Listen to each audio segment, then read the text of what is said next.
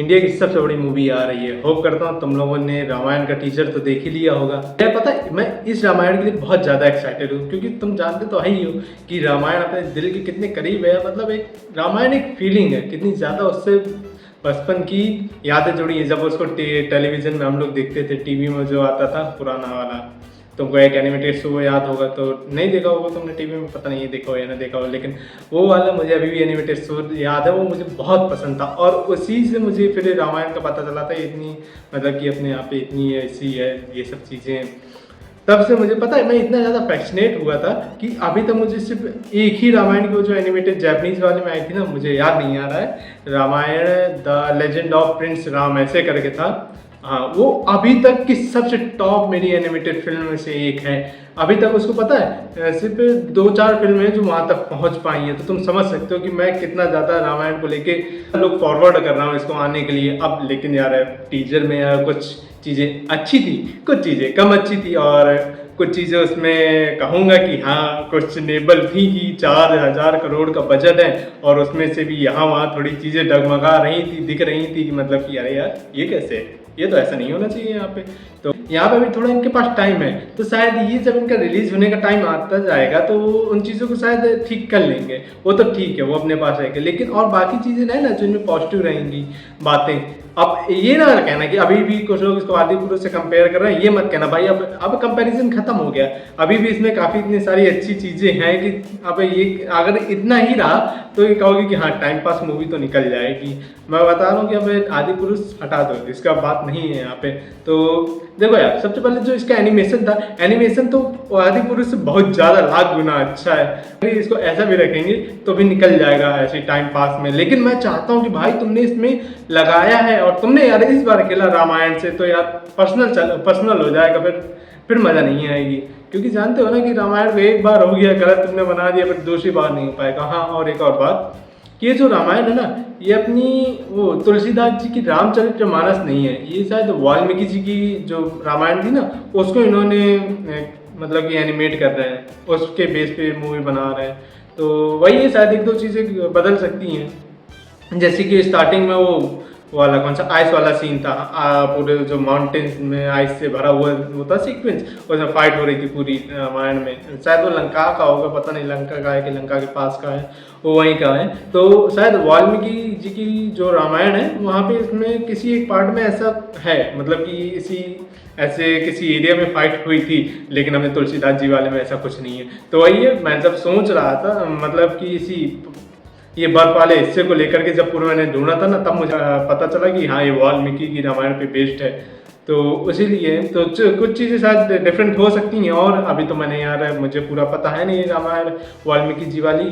तो उसके बारे में देखेंगे और करेंगे। अब मैं उसको पूरा देखूंगा कि क्या स्टोरी है, तो उस हिसाब से और इसका ब्रेकडाउन आएगा आगे कि क्या चीज़ें और डिफरेंट हो सकती हैं और क्या आगे रहेगा। और फिर उसके बाद चलो इसमें विजुअल्स की बात कर लेते हैं। विजुअल इसके बहुत अच्छे हैं मैं कहूँगा, लेकिन फिर एक और बात कि इन्होंने ज़्यादा इसको स्पेक्टिकल बनाने के चक्कर में जो इसके अपने राक्षस है ना, उनको फिर से गेम बॉस बना दिया है। लेकिन ये है कि अब मैं जितनी बार देखता हूँ तो उतने हिसाब से मुझे लगता है हाँ ठीक है, एक्सेप्टेबल है, मतलब कि एक्सेप्टेबल है, मैं काम चल जाएगा अपना, कोई दिक्कत नहीं है। तुमको बड़ा बनाना है, बड़े राक्षस दिखाने, बॉस दिखाना है, दिखाओ, कोई दिक्कत नहीं है, मुझे तो कोई दिक्कत नहीं। बस फाइट सीक्वेंस अच्छी हुई, मुझे तो आराम मिलेगा, मजा आएगी देखने में। एब्सोल्यूट सिनेमा बनाओ, तुम चाहे बॉस लाओ चाहे ड्रैगन लाओ, मुझे कोई दिक्कत नहीं है। लेकिन अब ये मत कर देना कि मतलब कि आदि पुरुष वाला चमगादड़ ला रहा है, वो मत कर दियो, ठीक है। तो अब उसमें बात करते हैं कॉस्ट्यूम और ये सब के बारे में कि जो अपने इसमें जो राम जी कॉस्ट्यूम पहने और जो बाकी इसमें कपड़ों की डिटेलिंग हो गई वो सब। और सबसे बड़ी बात जो इसमें डिटेलिंग है ना वो बड़ी गजब की है यार। तुमको वो एक वो वाला सीन याद होगा पहिए वाला रथ का, माय गॉड भाई, एब्सोल्यूट गूज़बम्स आ गए थे उसको देखने के बाद। तुम देख रहे हो उसमें क्या डिटेलिंग है उस पूरे सिर्फ रथ के पहिए में ही, और उसके बाद वो जो पूरा रथ ऐसे चलते हुए जाता है उसमें भी क्या डिटेलिंग है। और फिर उसके बाद जब उसके क्लोजअप शॉट आता है अपना राम जी का, तो उसमें जो हमने आभूषण और वो सब कपड़े पहने होते हैं तो उसमें भी डिटेलिंग क्या मस्त थी। मतलब कि एक एक जैसे कि अंगूठी उनके हाथ की थी, एक अंगूठी, तो उसको ध्यान देना, अंगूठी नहीं कहूँगा मैं, पता नहीं कुछ भी हो, आभूषण के तौर पे पहने थे वो, उनको उसमें जो डिटेलिंग थी ना वो यार मतलब कि वो डिटेल मुझे पूरी समझ में आ रही थी। ये अच्छा मुझे लगा इस बार कि इन्होंने कुछ ये नहीं किया कि हाँ मतलब कि कपड़े हैं डाल दो, आभूषण दिए हैं कि जैसे कि पहले के प्रिंस लोग रहते थे उसी हिसाब से बनाया है पूरा। चलो बात करते हैं परफॉर्मेंस एंड कैरेक्टर की, मतलब कि जो अपने रणबीर कपूर है, तो देखो जब उनका यार फर्स्ट एक तो पहली बात है पूरे ट्रेलर में एक तो एक एक शॉट करके बिल्डअप करते हैं वो जब वो लास्ट वाला सीन के आने के लिए, मतलब कि जहाँ वो रिवील करते हैं रणबीर जी के राम को, तो वो पता है वो मुझे लगा था वो देखने के बाद बस वो मोमेंट नहीं था कि अरे ये क्या दिखा दिया, ये मोमेंट नहीं आया था, क्योंकि यार थोड़ा सा जब मैंने उस पर ध्यान से देखा था टीजर में तो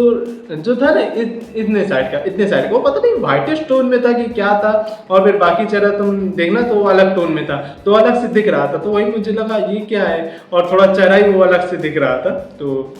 मुझे लगा कि चलो ठीक है शायद अभी और फिनिशिंग टचेस बाकी है, तो मैंने कहा कि चलो अभी इसको यहीं पे रखते हैं, इसमें इतना ही बात करेंगे। और फिर उसके बाद जो अपने मतलब कि उसमें बॉडी और शेप पे बात करें तो यार देखो अपने पहले के प्रिंस तो बॉडी बिल्डर तो होते नहीं थे कि पता चले कि वो एकदम बफ होके रखा है बंदा, ऐसा नहीं था। अपने राम जी थे वो नॉर्मल शरीर के थे, मतलब कि वही जो जैसे रोजमर्रा के तुम इंसान देखोगे वैसे थे। और फिर चलो जो उनमें और फिर जो उनका वो वाला वेशभूषा थी ना कि जब वो वहाँ जाते हैं क्या कहते हैं वनवास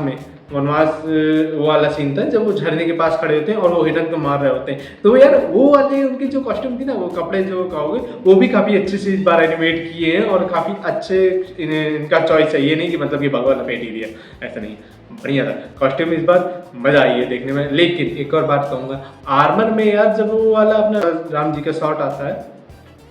आर्मर में जब अपने राम जी का शॉट आता है कि जब वो उसमें मतलब कि तूफान से वो तुम कुछ रियल सैंड स्टॉर्म हो गया उससे बाहर आ रहे होते, तो यार उसका कवच कुछ सूट नहीं करता मुझे, मैं समझ नहीं पा रहा हूँ कि ठीक है पहले के लोग पहनते थे कवच वॉर में जाने के लिए, तो मैंने और सोचा था कि और अच्छा हो सकता था, ये कहूँगा इससे अच्छा और हो सकता था उस जगह पे और थोड़ी मेहनत कर सकते थे, लेकिन ठीक है देखो शायद इसको भी और अच्छा कर पाएगी जब इसमें क्रिटिसिज्म आए कि हाँ थोड़ा सा इसको और बेहतर हम लोग यहाँ कर सकते थे। और फिर उसके बाद एक और बात कहूँगा, राम जी वो बैटल एक्स का वैसे चलाने लगे और ऑरा फार्म करने लगे, भाई ऐसे ऑरा के ज्यादा मूवमेंट ना हो, जब ने वो राम जी थे ना तो मतलब कि क्या तो बड़े मर्यादा पुरुषोत्तम, मतलब कि मर्यादा में रहने वाले थे वो, ऐसा नहीं कि उनको और फार्म करना सब जगह जाके, वो जाते हैं काम करके अपना चले जाते हैं, वो इस तरीके थे अपने राम जी, तो इसलिए यार भाई उनको ज़्यादा कुछ आई कैंडी बनाने के चक्कर में उनको ड्रून मत कर देना, बढ़िया से उनको रहने देना जिस तरीके थे। तो हमें लगेगा कि बार बार मैं इस चीज़ से क्यों कंपेरिजन क्यों कर रहा हूँ, लेकिन ये है ना कि जैसे कि जो अपने दानव होते थे, दानव जरूरी नहीं है मेरे भाई कि वो इतने बड़े राक्षस हों,